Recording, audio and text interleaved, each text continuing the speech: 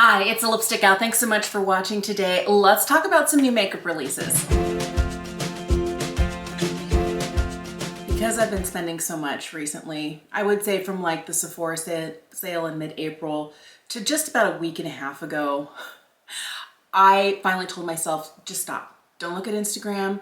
Don't open your email. Like, just delete all of the emails from all the brands that have you on their like newsletter list. Just delete, delete, delete. Do not even tempt yourself. So it's been a while since I've seen what's new. I'm gonna go back a ways because I think I'm seeing some interesting trends. Now, the truth is, I try and be a really positive person.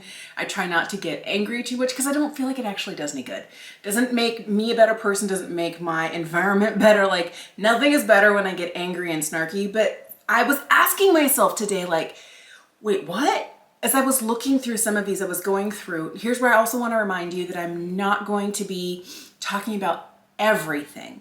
I could be here forever if I did that. I just talked about the ones that either made me go like, excuse me?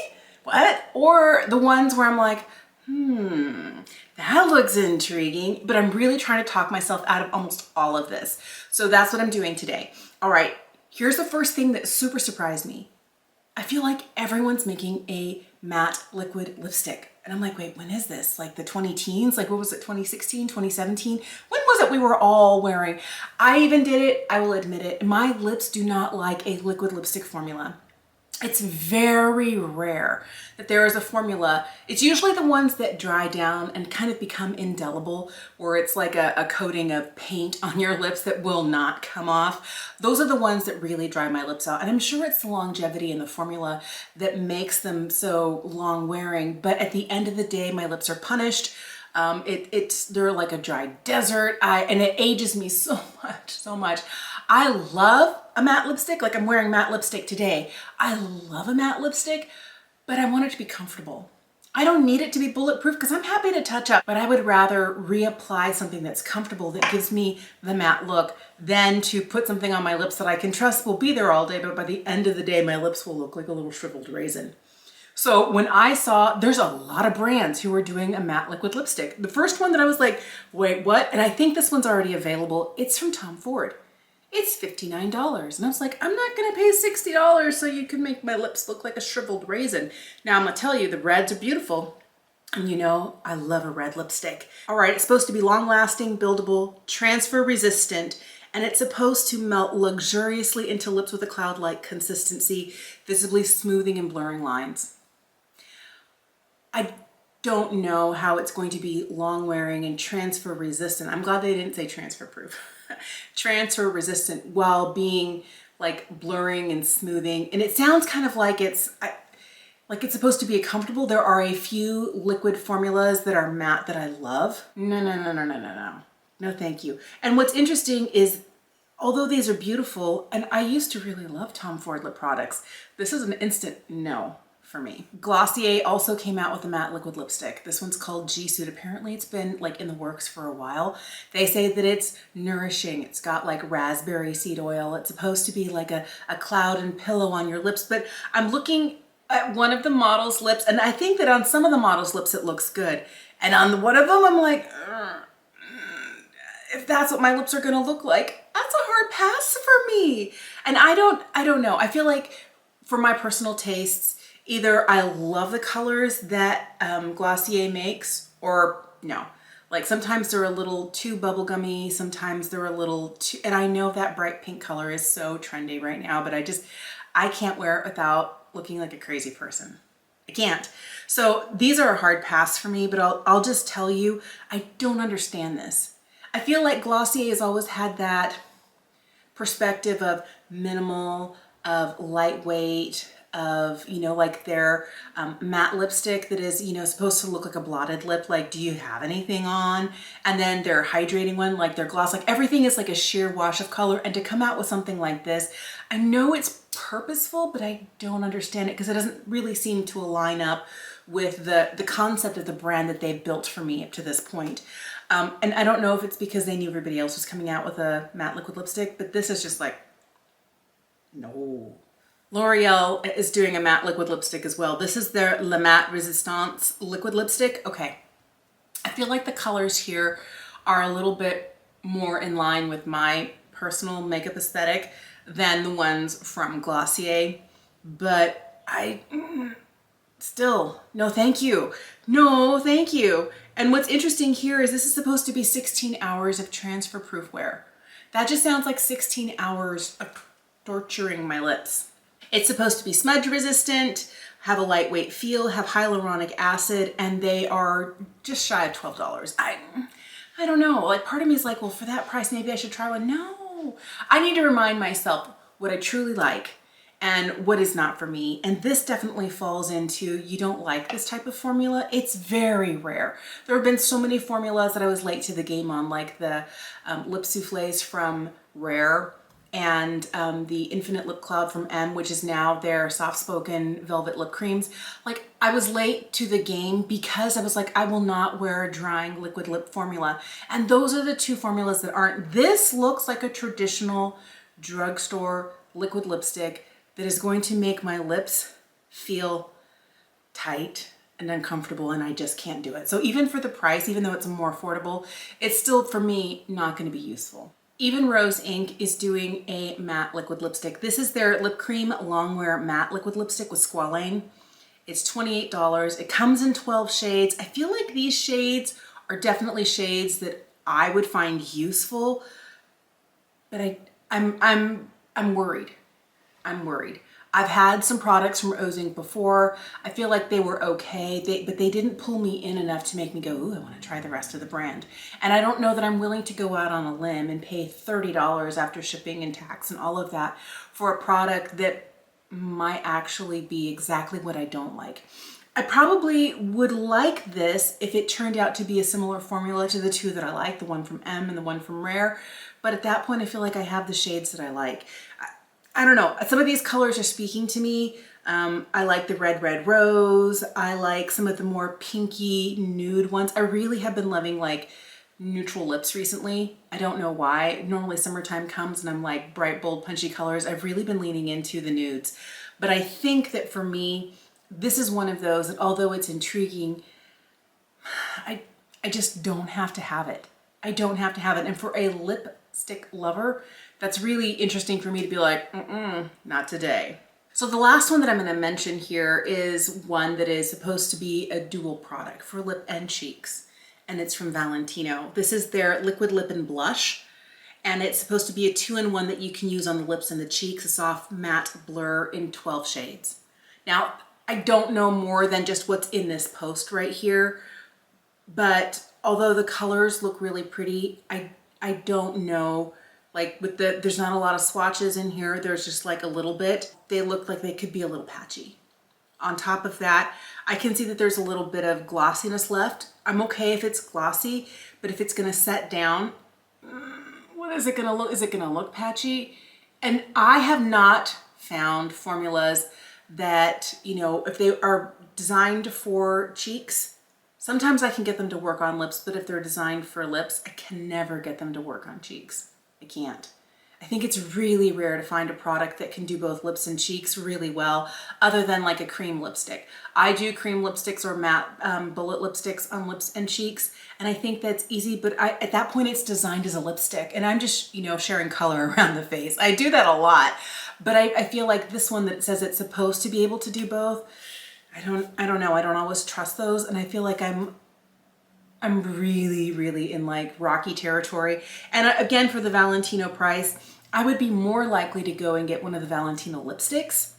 I've been chatting with people in the comment section about Valentino lipsticks for a long time, and I'm more likely to spend the money on a bullet lipstick from Valentino than on this new liquid lip and blush. This just looks like it could be really bad, and at the luxury price tag, I'm not willing to venture out on that limb. I'm worried it's gonna snap and I'm gonna end up in a heap on the ground. I've been in a season of wearing minimal eyeshadow. I'm wearing like a lot of different shades today, but it's kind of like a lighter look.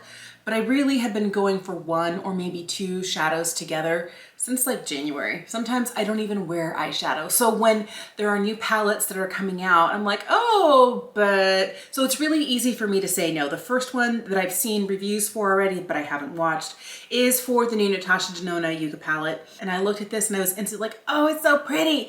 And then I really started looking at it. And I think, again, reminding myself what sort of makeup I like, what sort of makeup I wear. I don't want to pay $70+. I know it's like, what, $69, but once you work in tax and shipping and all the other stuff, I don't want to pay a lot of money for something I'm only going to use for a video once or twice. And I don't really feel like this color story is mine because it has so many yellows. Like, I like kind of like that. Is it kind of like a interesting like greeny yellow in the top row, but then it ends up with like a bright lemon yellow? That's not for me. Second row, I could probably use the first one, but the yellow towards the end of the second row, also not for me. The minute we get to the bottom row, I'm not sure I would use that bright green at the end or either of the warm shades in the middle. All of the metallics are like, buy me, buy me, buy me. But I probably would use maybe 3 mattes, the really shiny metallics, and that would be it. And for a $70+ price tag, once you get it to my door, I don't know that I'm willing to do that. The hard part is I actually like Natasha Denona's formula. I feel like I have these sorts of colors in the Metropolis palette. They're not exactly the same, but if I want that warmth, or if I want some of those greens, or if I want some really intense like metallics, I have those. I don't need this. So this was a really easy, no, just gonna leave it on the shelf. It's not for me. When I saw this, I was like, is it holiday release? Because this is the new one from Tarte. This is their Big Ego. 18 shades in here. And I know these are set up in rows where the top row is kind of like your blushy nudes, then kind of like your browns that maybe can lean a little bit cooler. And that bottom row is definitely more purple with cool tones in it. And I know that this could be an everyday palette for so many people. Now, I don't know what the quality is like, but this is giving me like one of those larger palettes from the holiday vibes. That's what it's giving me. And it's also giving me like that really neutral with the pop of color, like the blue and purple in the bottom, and maybe that really kind of blushy pink at the end of the top row. Like, that's where our color is coming from, and everything else is very muted, very everyday, which is fine if you don't have a large eyeshadow collection. But with somebody like me who has a really large eyeshadow collection, I know that there are YouTubers out there who have way more than I do, but I'm trying to keep mine manageable, what I'm actually using, what actually calls to me, and only adding things as needed. And I prefer a smaller palette. So this with 18 shades, already like, too much. And then beyond that, these colors, I have all of these colors.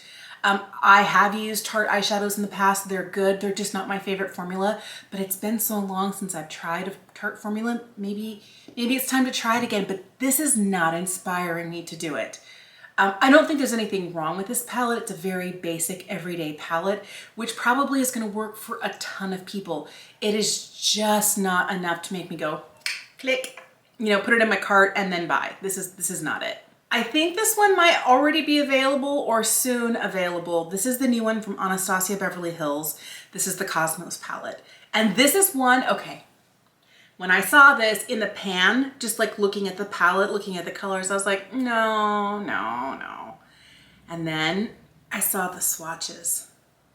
And it was the swatches of these really transformative, sheer, but interesting multi-chrome type shades over the darker matte shades. And I think it's that layering. That is something I started discovering several years ago when I use a dark base and I put something metallic over the top, that it completely transforms the color. I'm not getting the color of the dark color I put down first or solely the color of the sparkle I put on top, but I love mixing things, especially textures.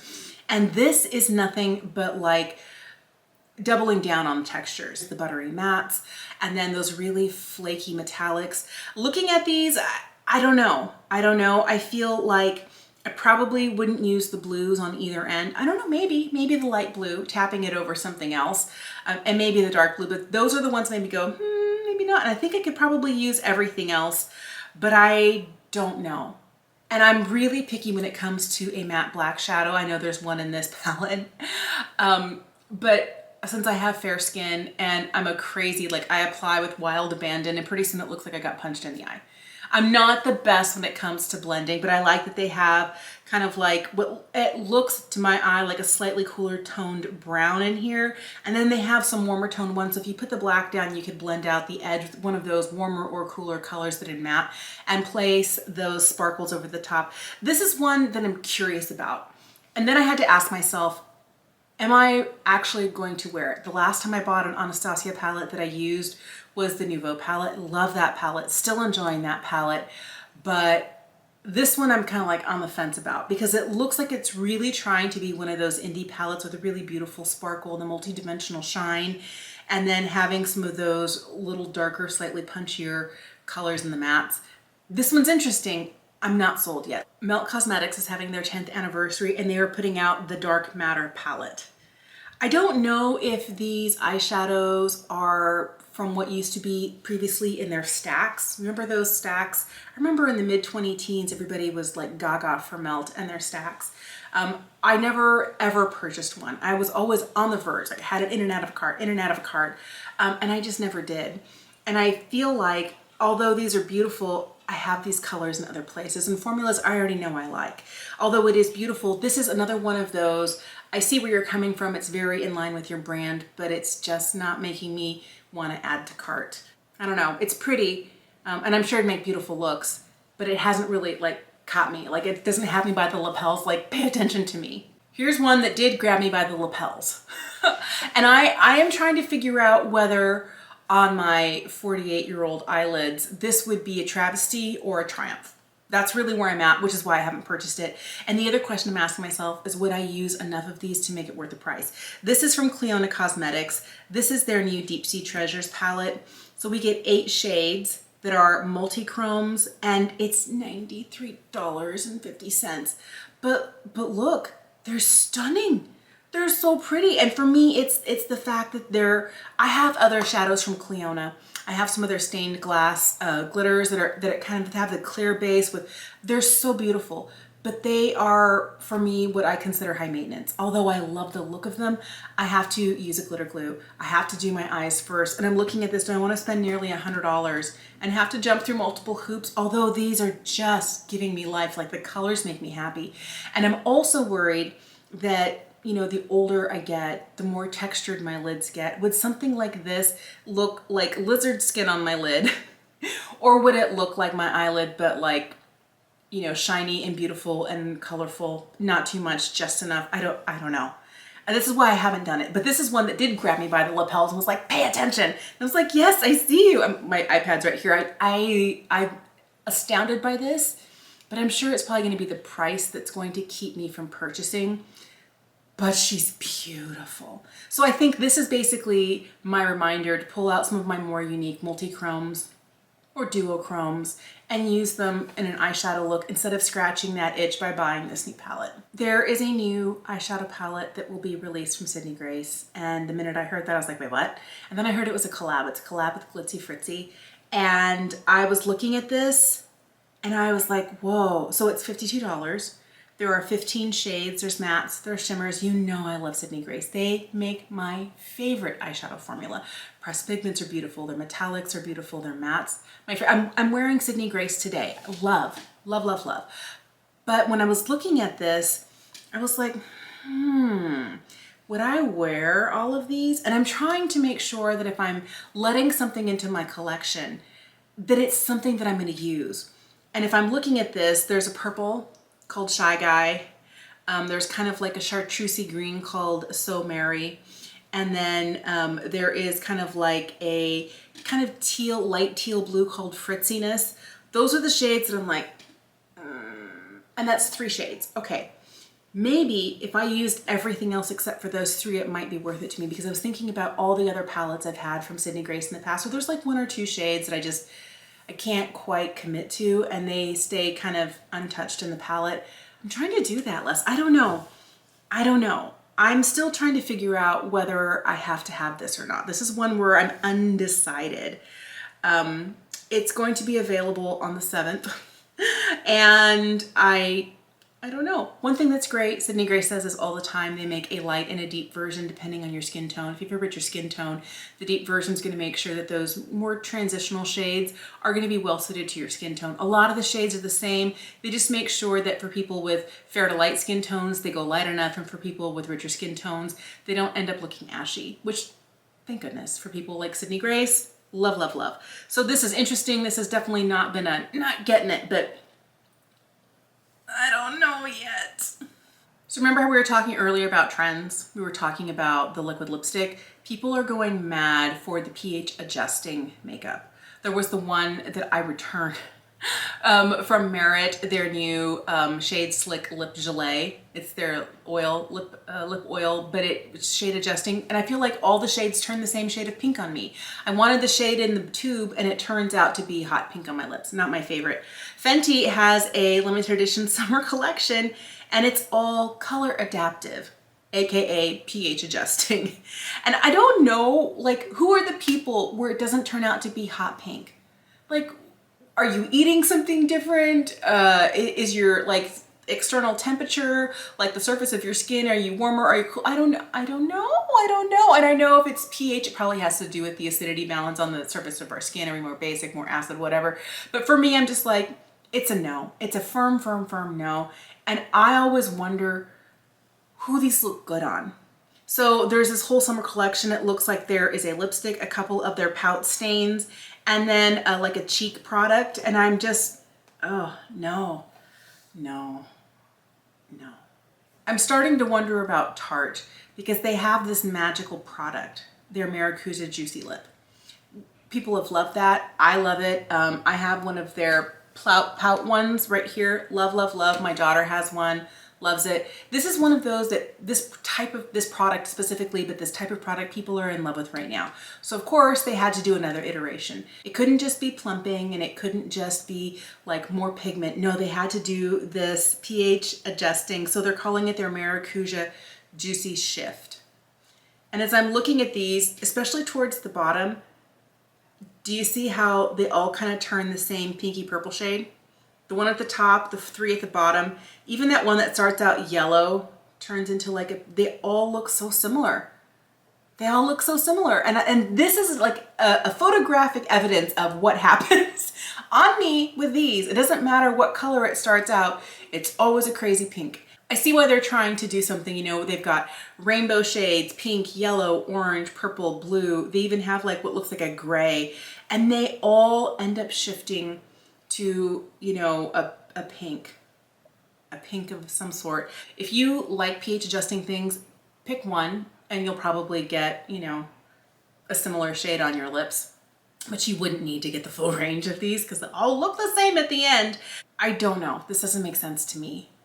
And maybe I'm not young enough, maybe I'm not hip enough, but this is just like who asked for this? There's a lot of blush, so much blush. Oh my goodness, I love blush. Blush has been the one thing I have been purchasing ad nauseum. Like, I don't know, since fall, blush. I have so much new blush in my collection since like last fall Sephora sale, like November. I just can't stop with the blush. And so blush really has my attention. Lip products and blush are usually kind of like my, oh, wait. And it catches me. There is a new Armani blush. And I know these have been out for a while and it looks like people really like them, but I don't know. I don't know. They're $38. They look so pretty. I don't know that these colors are for me because like the one shade that I really like is the last one on the top row, but I think I already have like 12 blush shades that are almost exactly that color in my collection. And I wouldn't know until I purchased it, but am I gonna spend $40 to have like a different formula of the same shade? I don't know. The first two are too pink, the last two are too peach, especially the one in the middle, and the last row is a little orange. I might be interested in kind of like that blushy pink at the beginning of the second row, but I'm probably not going to get this. Juvia's Place has put out a new liquid blush. It's buildable, it's radiant, it's supposed to be like effortless, and it's supposed to work on any complexion. I think there are a lot of really pretty shades. They're $18 each. I did see them when I was in Ulta the other day, and I passed them by. I swatched them on the back of my hand. I liked the way they felt. They looked really pretty, and I told myself, no.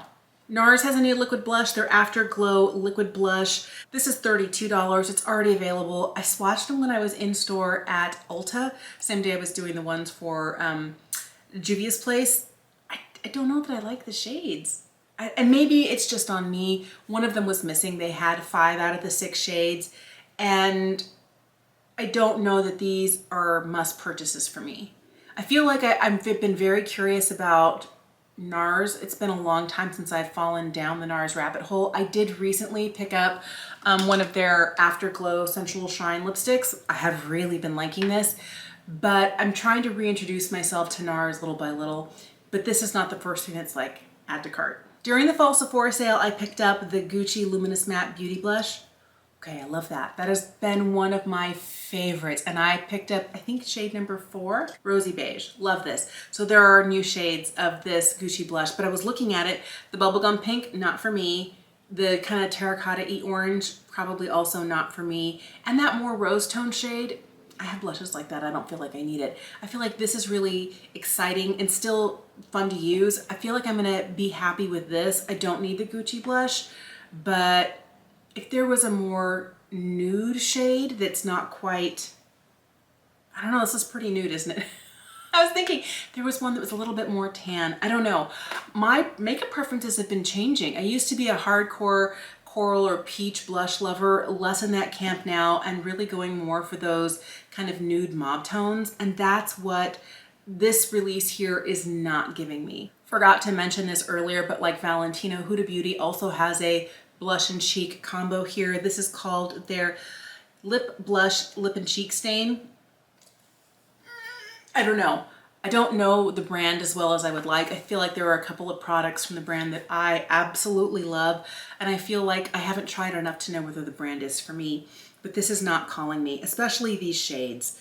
I don't know. They're supposed to be hydrating, kiss-proof, 8-hour wear, and there are 5 shades. But I don't know that these shades are what I need in my life. So I probably would only use them on my lips, but as a lip product, this is a no. Urban Decay has new liquid blushes out. I know these are already available. These are the Hydromatic Dewy liquid blushes. So they're supposed to give you like a lot of radiant glow. They're $22. I like the price point. I like that they're in a squeeze tube. I feel like that makes it easier to not, doe foot out, put it on your face, put it back in. Like you can squeeze out a little bit, like it's a little bit more hygienic. I like that. But it's supposed to give you blendable, buildable formula, marula oil, 24-hour long lasting hydration. Have I gotten these? No. Did I see them when I was in store at Ulta last? Yeah. Did I just kind of like, I didn't even swatch them. And I think if I didn't even open up, like I swatched the ones from Juvia's Place, I swatched the one from NARS. If I didn't even like open them up and try them, I think that's my answer right there. So Pat McGrath came out with new blushes, and these are cream blushes in stick format. These are the Divine Blush Color Balms. They're $29, but if you look at the packaging, okay, I'm talking about just the single-sided pink sticks that are like in the roll-up tube. It looks like ColourPop packaging. At least they're not like 40 some odd dollars, $29, but I'm not getting the luxe Pat McGrath experience here. Now, if you're looking at her double-ended, one end is a highlight, one end is a blush, that screams Pat McGrath to me because it's in the what looks like the heavier metal packaging. But the ones that are single-sided, it looks like it could be a ColourPop component. There is a quad, not interested in the eyeshadow quad, but the blushes, I didn't have to have them. I got the email from Pat McGrath and I was like, delete. Now the ones that I've had in my cart and I haven't purchased, just gonna be honest, is the new Soft Pop Plumping Blush Veils from Makeup by Mario. Like I've heard so many people talk about his skin enhancer. It's kind of like the cream bronzer. Like they love that, they're addicted to it. This is the same formula. It's kind of like a creamy, oh yes. This is calling to me, especially, okay, if we're looking at these 3 rows, first one and the first one in the 3rd row. Like those two are like, buy me, buy me, buy me. And I haven't, but they look really interesting. They're supposed to be a weightless sheer cream blush. It's supposed to hydrate, plump, give a sheer veil of color, $30. And I'm like, yes, they're already available. They've been in my Sephora cart. I keep getting like email reminders from Sephora. There's something in your cart. And I'm like, stay strong, don't buy, don't buy. But if I was to get anything, this is the first thing that I'm looking at. This and the new one from Say. So the one from Say is their multi-use cream highlighting blush. It's already available. This is another one that's in my Sephora cart that really made me kind of like, really? And it's supposed to be a flush of blush with a little bit of a hydrating glow from a highlight to give you a glowy but blushed look, and I love mixing cream blush and liquid highlight together and then patting it on. Love that. So this like all together, since I have a larger makeup collection, I'm always trying to be mindful of what I let in. And because Say is a clean brand, there are less preservatives. Products tend to have a shorter shelf life.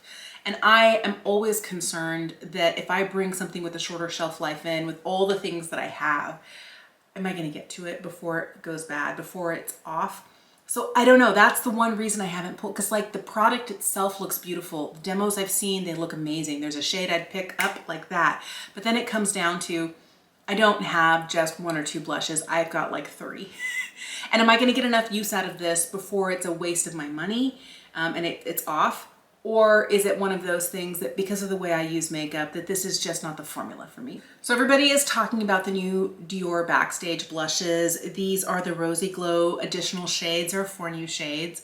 And I will tell you, the shade Rosewood was like grabbing me by the lapels. I was like, no. So the original Rosy Glow blushes, the one that was more of a peach shade and the one that was more of like a bubblegum pink, maybe they would have been great, but they just seemed like, looking at them, not for me. But these other shades here, that Rosewood one, so pretty, so pretty. I think these are really interesting. I'm not saying I'm not gonna get it, but I'm probably not gonna get it right now. I might wait until like a Sephora sale or something, because they're $40 each. I was just scrolling through Instagram before I started recording this, and it looks like there might be new shades of the Fenty Freestyle Cream blush, the Cheeks Out. Oh man, I have one of those. What is it? Strawberry Drip. Love, love, love, love, love. And I need to use it more this season, but I'll tell you, when I saw that, I was like, yes. Now, I don't know that we have images of the shades yet, but it looks like the Trend Mood post said the new colors are Big Melon, Peach Face, Pinky Promise, Raisin Standards, and Riri, but they're not pictured. Because they were listed all as out of stock, out of stock. So maybe there's new shades coming. I don't know. It looks like maybe there is, but I don't know what those shades are yet. e.l.f. has new products coming out, and these look interesting to me. They have improved their formula and packaging of a couple of products that have been, for a long time, especially their lip exfoliator, like a ride or die for a lot of people. So their lip exfoliator is $5. Didn't it used to be like $3? And it used to come up like in a regular lipstick packaging, but mine always snapped off. I always got the brown sugar one, it always snapped off, so I had to keep it way down. I like now that they're putting it in slimline packaging, so it has less of an opportunity to like go back and forth and snap off, because you're really using it to exfoliate your lips, which is smart. If you put it in a pot, you could scoop it out and do this, but since you're using the stick itself, I think it's smart to put it in slimline packaging. They're also coming out with new flavors. The other thing they're doing is they have reformulated their Squeeze Me lip balm. I got one of those in Tough Cookie, and although I loved the way that it smelled, I liked the color, it was so hard to squeeze it out of the tube. It was like, I'm not working this hard. I'm not going to. I got rid of it. That's $4, but I like that now they're putting it in a squeeze tube with an applicator, and it says that it's easy to squeeze. Do these kind of look like the Laneige glowy lip balms? I've never tried one of those, but don't they, like packaging wise and applicator, a little bit? Let me know if you've tried these. Will you be picking one of these up? I was looking when I was at Ulta. Neither of these products were in store at my local Ulta yet, but price point is right for me, and they're definitely the sorts of products I would be using. Last one I want to talk about today is new. It's from Tarte. It's their Shape Tape Radiant Concealer. All right, so there is the original Shape Tape, there's the Shape Tape Creamy, and this Radiant. And what I loved about this and instantly got my attention is the model here is not 12 years old. Okay, I know most of the time makeup brands are not using 12-year-old models, but they're using, young women and men in their late teens, early 20s with like beautiful skin. I'm just like, okay, but what about someone like me who's 48 and a half? What is that gonna look like on my face? And I feel like this is a really interesting, because like for years I used to love Shape Tape, and then my under eyes started getting more textured and it was dry enough. And yes, it's bulletproof, it's not going anywhere, but it's also not very forgiving under the eyes. I tried the creamy, didn't love. This one kind of has me going like, wait, what? And some of my favorite concealers have the word radiant in them. The Charlotte Tilbury Beautiful Skin Foundation, the one from Estee Lauder, and maybe not in the name, but like in the description of what they do, like the one from Huda Beauty, the faux filter. I feel like there are so many beautiful, high coverage, but radiant concealers out there. This one, I'm like, wait, ooh, whoa. So this is supposed to give a soft blur finish. It's supposed to temporarily plump fine lines. All of that sounds fantastic, but it comes down to what's the reality?